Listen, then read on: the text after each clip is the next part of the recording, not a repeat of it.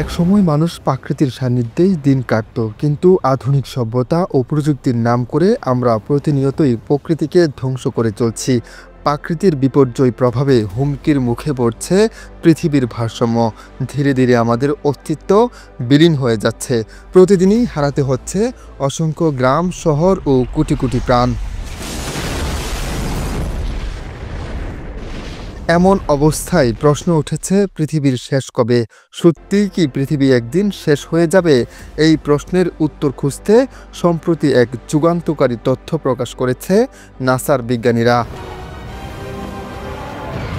NASA ও জাপানের তুহু ইউনিভার্সিটির একদল বিজ্ঞানীরা গবেষণা চালিয়ে বলছেন, পৃথিবীর হাতে আর মাত্র 1 বিলিয়ন বছর, অর্থাৎ 100 কোটি বছর বাকি আছে। তারপর পৃথিবী এতটাই প্রতিকূল হয়ে উঠবে যে এখানে কোনো প্রাণের অস্তিত্ব থাকবে না। উন্নত সুপার কম্পিউটার ও গাণিতিক মডেল ব্যবহার করে ভবিষ্যতের পৃথিবী সম্পর্কে একটি চমকে দেওয়া পূর্বাভাস দিয়েছে বিজ্ঞানীরা। এই গবেষণায় সবচেয়ে ভয়ঙ্কর যে তথ্য উঠে এসেছে তা হলো, পৃথিবীর ধ্বংসের জন্য দায়ী থাকবে সূর্য নিজেই।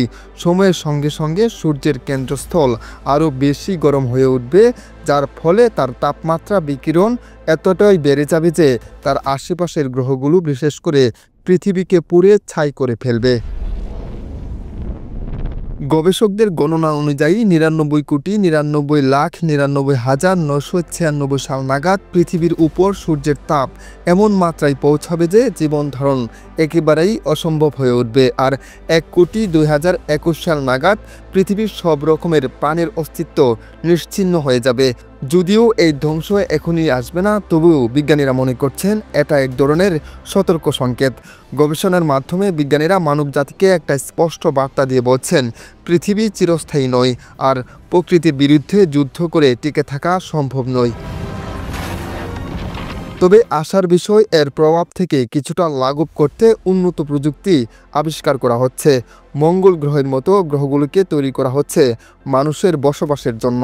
তবে পৃথিবীকে ধ্বংসের হাত থেকে রক্ষা করতে প্রয়োজন পরিবেশ বান্ধব জীবনযাত্রা, সচেতনতা ও প্রকৃতির প্রতি শ্রদ্ধাশীল হওয়া।